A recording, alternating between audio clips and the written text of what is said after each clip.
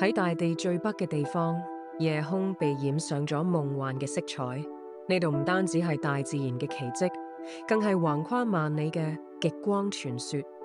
你又有冇諗過呢度光芒到底喺邊度嚟？故事要由太陽講起。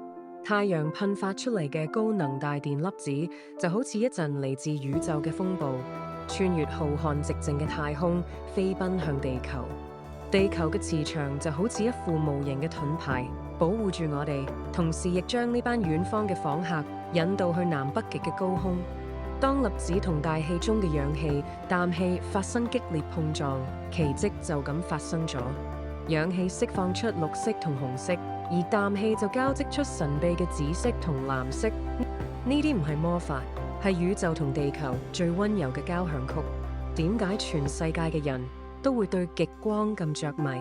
因為佢嘅不可預測，佢唔會跟隨人類嘅時間表，每一次出現都係一場無法複製嘅即興演出。當嗰一片綠光喺漆黑嘅夜空之中翩翩起舞，所有嘅等待、寒冷同疲憊喺呢一刻都化為無聲嘅震撼。喺浩瀚嘅極光之下，我哋頓時感受到人類嘅渺小，但同時亦獲得前所未有嘅治癒同平靜。